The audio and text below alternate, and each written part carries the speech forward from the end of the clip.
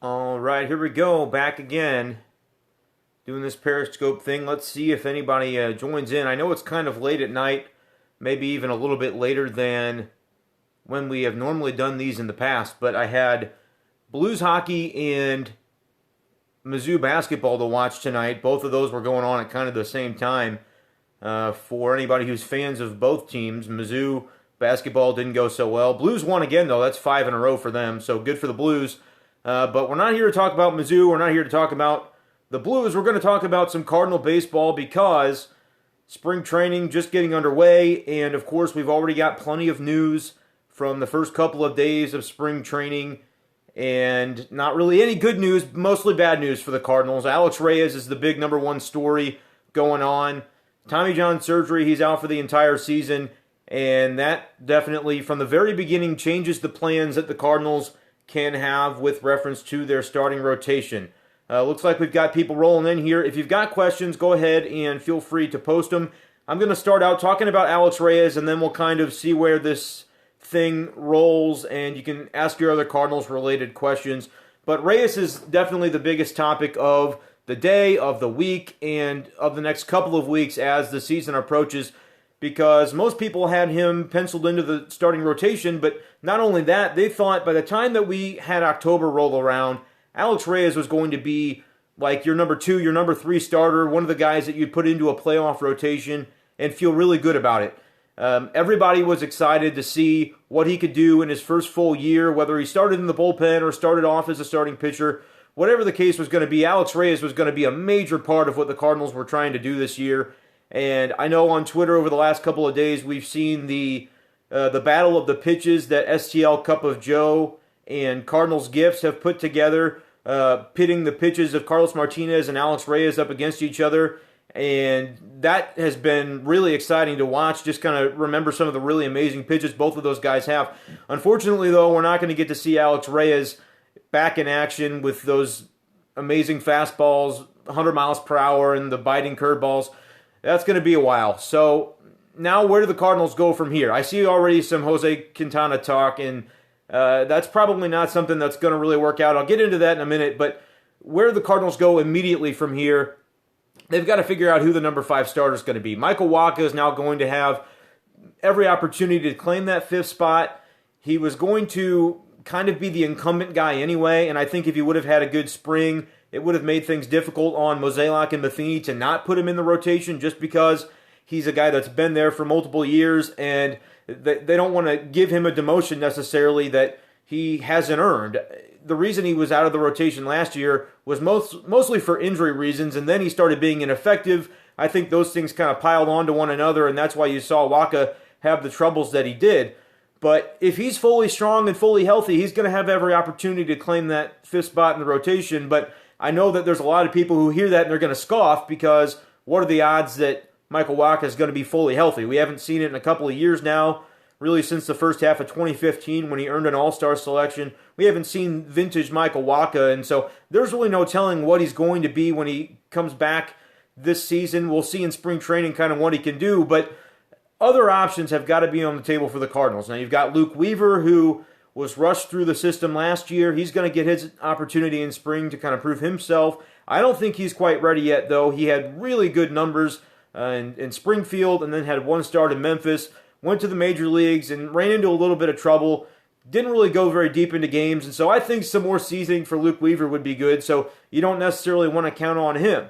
Okay, Trevor Rosenthal is kind of the big name that nobody really believes that he's going to be a starter, but the Cardinals have said all along that they're going to stretch him out.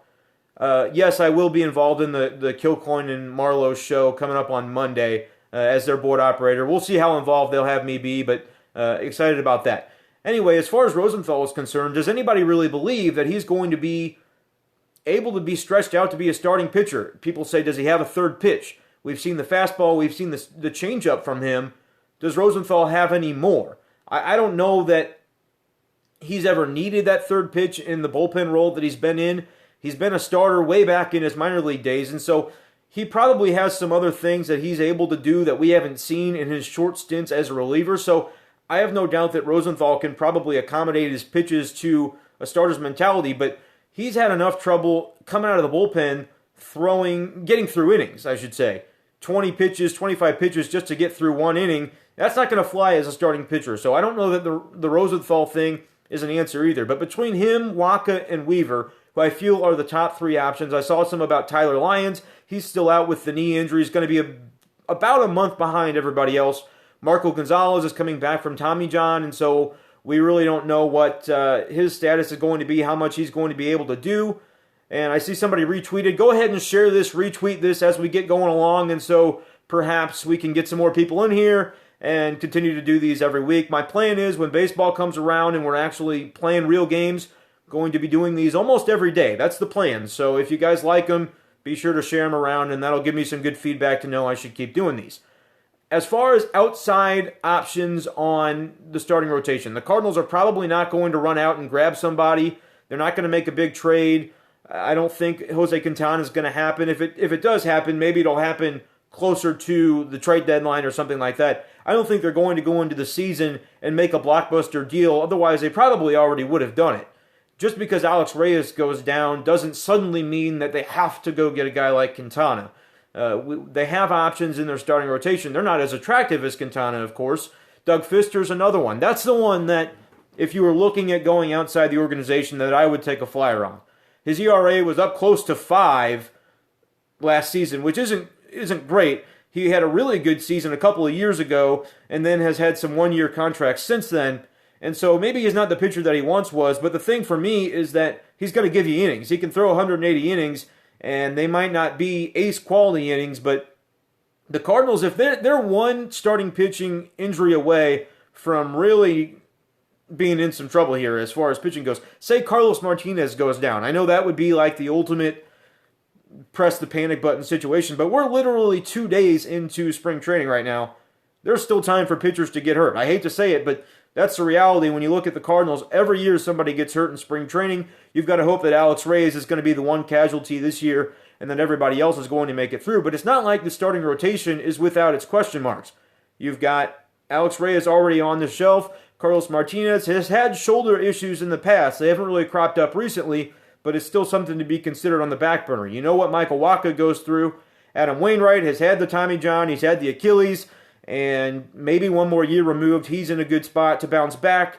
Somebody asked if he will bounce back this year. I think he will. I think that it would be really, really hard for Adam Wainwright to be any worse than he was last year, is kind of the way I would put it, because it was kind of a perfect storm of being bad for Adam Wainwright, and he's a lot better than that.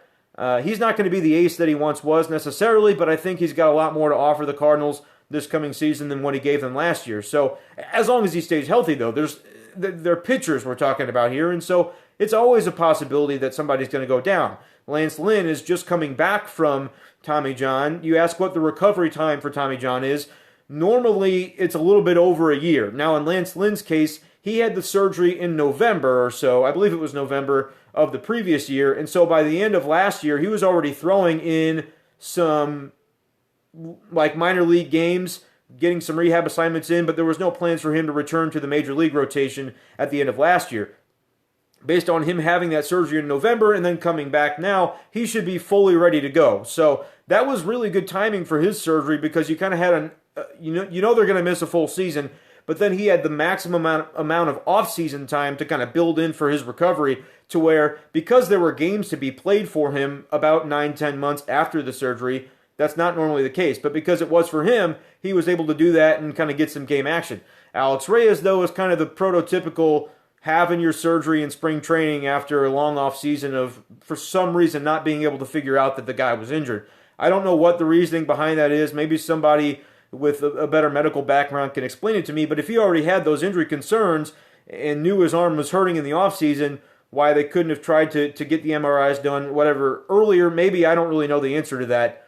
But for whatever the answer to that should have been, what ended up happening was he comes into spring training, and the first day he's supposed to throw a side session, and it gets canceled, and then the whole world kind of caves in around Cardinals fans. So that's what we're looking at as far as the rotation's concerned.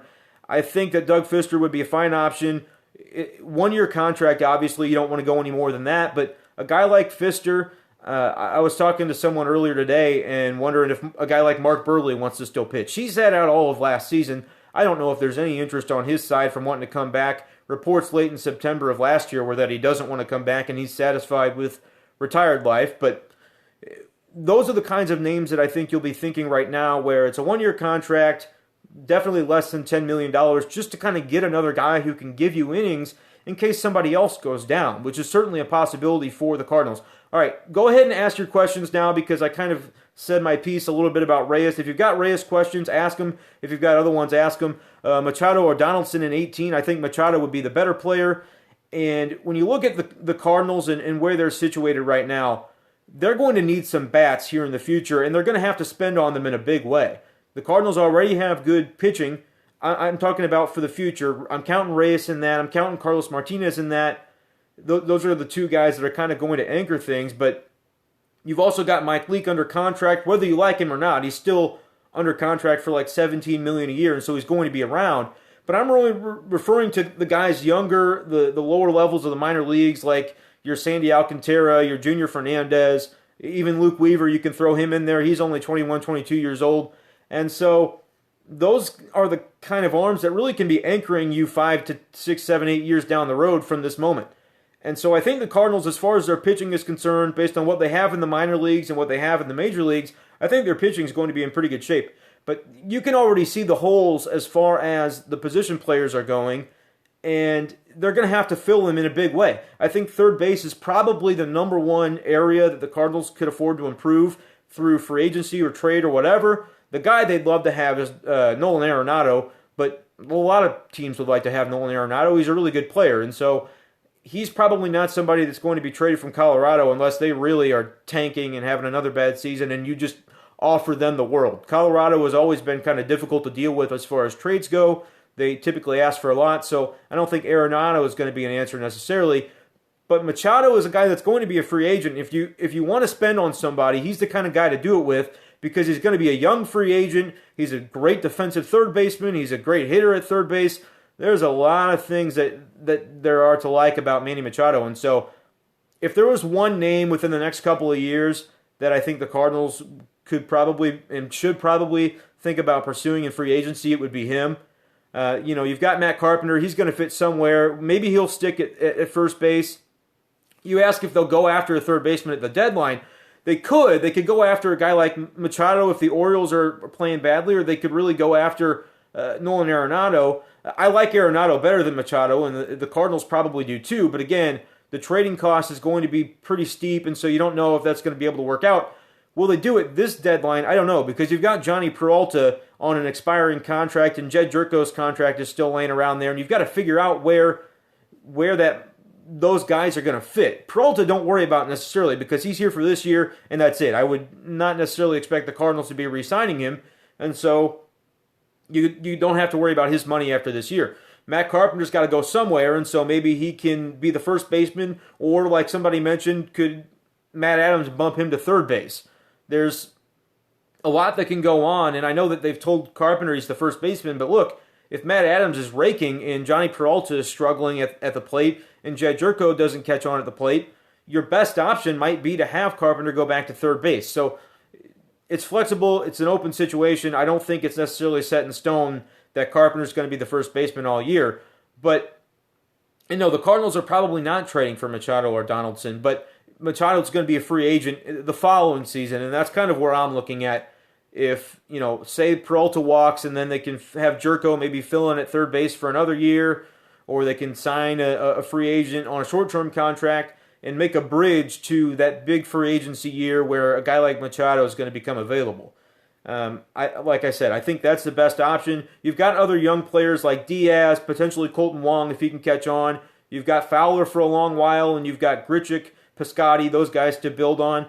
But position players, that's going to be an area of need, and the Cardinals have really, since the departure of Albert Pujols, been missing that big bopper type of batter to put in your third spot or fourth spot in the lineup. And so for right now, they're just kind of stuck where they are, but if they want to be able to be competitive the way they want to long term, they're still looking for that big bat, and I think Machado could be it. We'll kind of shift focus from that because I saw some questions about Eric Fryer having the minor league contract. How does that affect Carson Kelly? Kelly, more than likely is going to be the starter at AAA Memphis to start the season. And Fryer is going to play, very sparingly, just like he did last year when he was with the team behind Yadier Molina. As long as Molina's healthy, he's going to play every day, every inning, just like he always has. I don't really foresee that changing. Delvin Perez is a very good position player that they have, probably the best in their system as far as upside for me, Delvin Perez, but elsewhere position players are a concern. But looking at the catching situation, the Molina contract situation's coming up. Really am not sure how that's going to go. Does Molina want to be a guy that splits time with Carson Kelly 3 years from now? That's really the question, because the Cardinals can manage it for a couple of years, but at some point, you've got to come to a decision where Carson Kelly is getting playing time and you're not blocking this guy who could be your franchise catcher after Molina is retired. Molina may have 3-4 years left in him, and so if Molina wants to be the guy the way he was last year and the way he's planning to be this year, and that means playing every inning, leading the league in innings, that's a goal of his that he accomplished last year and he wants to accomplish again going forward, but that can't be his goal 3 or 4 years from now, in my opinion. Those are the conversations that have got to be taking place with Mozeliak and Molina's representation when they're talking about a potential extension, which Molina would like to have, but the Cardinals can't sign him to that extension for a couple of reasons if he's not willing to play ball. One, the money, it's kind of the secondary reason, but I'll say it first just so we can get to the real point after that. If Molina's making, between $15 and $20 million, and he's starting, but he's not producing like a top 10 catcher in the league 3 or 4 years from now, that's kind of wasting some money. But the other thing is, you don't want to block Carson Kelly.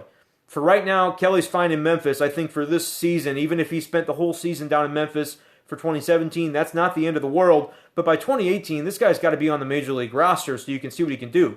I mean, he's 24, going to be 25. So you ask, if we didn't have Yadi, when would Kelly be an MLB player?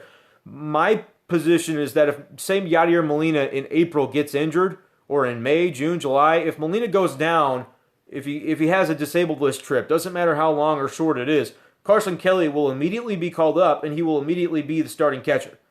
Fryer is not going to get playing time over Kelly. The only reason that he's going to be on the Major League roster, which Fryer will be, I know he signed a minor league deal, but that is all related to roster spots, and once the disabled lists open back up, they're going to put Reyes on there, they're going to put Zach Duke on there, everybody's going on the DL, and so there's going to be plenty of spots for Eric Fryer. And they it was like an unspoken agreement, or maybe it's written somewhere, I don't know. But the agreement would be that Fryer would be on the Major League roster when the time comes. So, but that doesn't mean he's going to take any playing time away from Carson Kelly. Fryer's just there to kind of be a placeholder. And by next year I mean 2018, I really think Carson Kelly's got to be on this Major League roster. And so, do I think they should extend Yadier Molina? Certainly. But it's got to work out for both sides, and I don't think it's as big of a guarantee as folks think, because they would just assume, he's going to be a Cardinal for life. I don't know that that's the case, because if Molina wants to play, and he knows that 4 years from now he's going to want to play, I don't know if he's going to be able to re-sign with the Cardinals. Switching to outfield, you asked about the 4th and 5th outfielder, Pham. This is one thing that honestly surprised me, and if you followed me on Twitter for a while, you would know that I mentioned this back in like October or November. I thought Pham would be traded for sure.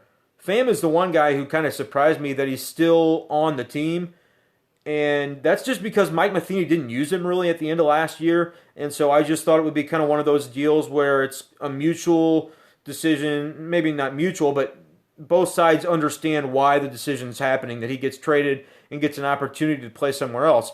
I like Tommy Pham. I like his talent. Obviously, he's got the injury history, but if the guy is healthy and can get a little playing time, I think he can be successful. But you do need another outfielder, preferably somebody on Pham's level or higher.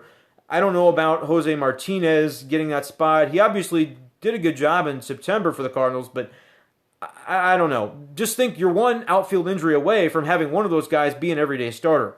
And so that's why, people talked about Jared Dyson. People talk about, is Harrison Bader ready? I don't know that that's the best case scenario for the Cardinals. I think they really should go out and get somebody else.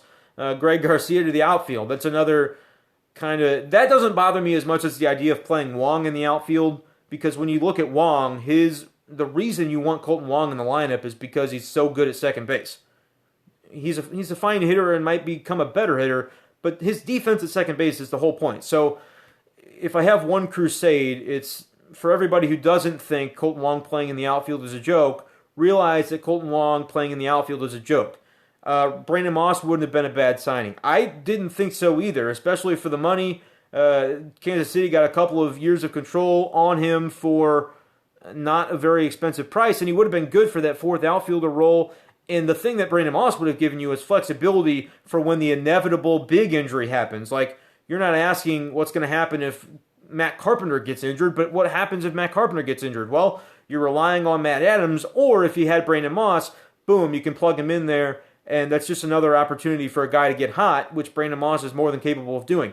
No, a hot dog is not a sandwich. Of course it's not. And thanks for the compliment on the shirt. It's a Power Ranger shirt. I got it for Christmas. Do they go after Shohei Ohtani? Pardon me if I pronounce that wrong when he gets posted. I have no idea. That I thought he'd be posted by now, but it sounds like that's being delayed even further. And so, I don't know. But I do think the Cardinals are going to be going after some international players. I think especially in the Cuban market, there's some players that they're hoping will get posted and they can go after and spend some money on those guys.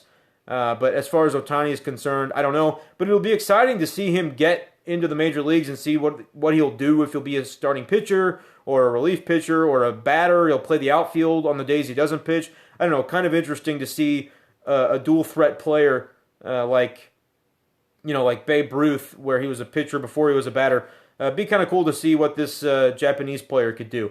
Winding things down here, if you've got any more questions that I haven't touched on, please let me know. Do you know if my farm favorite Luke Voigt will be in AAA? I don't know. I don't have as good of a handle on the minor league stuff right now. And unfortunately, as you can see, I'm still in my bedroom where I've been for these previous Periscopes, not in Jupiter, Florida, covering spring training. Maybe next year, but for right now, kind of doing this all remotely, so kind of limited in that regard. Thoughts on not signing Encarnacion? I mentioned a few minutes ago the idea of needing to get a big bat is kind of the one thing the Cardinals are missing. And my thoughts on not signing Encarnacion are that he could have been that guy, but I think the issue was that he wanted to be an American League team so he could be a designated hitter, not have to play the field every day. The Cardinals probably weren't very comfortable having him play the field every day, and so a little bit older guy, so it just wasn't a fit that the Cardinals were into. I thought, if they would have signed him, I would have been for it, because it would have been obvious that they were really making an effort to go out and fill that hole in their lineup. Like you said, the lineup would have been deadly with him. I mean, could you imagine for a second going Fowler? My personal preference is to have Matt Carpenter bat second. Probably not the time to get into that in depth, but that's just what I think would be best for the lineup, stacking the on-base percentage. So if you went Fowler, Carpenter, you probably would go Diaz, really stack the on-base. So Fowler, Carpenter, Diaz, and then you'd go Edwin Encarnacion. Yeah. And then you've got guys like Grichuk and, Molina's got the on-base percentage to an extent. Grichuk could drive in runs. I don't even think I said Piscotty yet, so you're like 5, 6, 7 is Piscotty, Grichuk, Molina, Wong. I don't know. It would have been a freaking awesome lineup. But, again, there were extenuating reasons why it probably wasn't a good fit. Any more questions? We've gone a little bit long, perhaps. New haircut. I did get a haircut. It was like a week and a half ago, though. Not too recent. But, yeah, this is what it looks like when it's a little shorter. Really appreciate you guys watching. Let me know if you have any other questions. But if not, be sure to share this out. People can watch it. I'll be doing these throughout the week. Go ahead and tweet at me on random days if you're like, hey, haven't done a Periscope in a while. Remind me, because I've got a lot of things I'm doing. And so if you want to see these Periscopes, absolutely tweet at me. It'll kind of jog my memory to remember that I should keep on doing those. Going to do Facebook Lives here, probably not until the start of the season, but I would like to kind of get the Facebook Live thing going, because I know that offers a different way for commenting and a different way to do things. So follow my Facebook page too. There's a link in the top of my Twitter account. It's facebook.com/bschaeffer12, I believe. So appreciate you watching. Go ahead, share this out, and we'll be doing another one. I don't know. I'm not going to commit to anything, but if you want to keep seeing them, go ahead and let me know. And we'll be doing another one soon. Why to say goodbye to Cooney? Yeah, they shouldn't have said goodbye to Cooney. And they also should not have said goodbye to Hazelbaker. I would have kept Jeremy Hazelbaker over some of the guys they did keep. So I don't know. Hopefully he has success in Arizona so I can be proved right about that. Dez did not catch the ball. I can do that another day. But no, he absolutely did not catch it. If you're talking about the original one in the playoffs, he didn't, and I can prove why the NFL catch rule is not as big of a issue as people make it out to be. I don't know why there's such a firestorm about that. But anyway, I've rambled on long enough. Thanks for watching, and retweet this so people can see it. Thanks.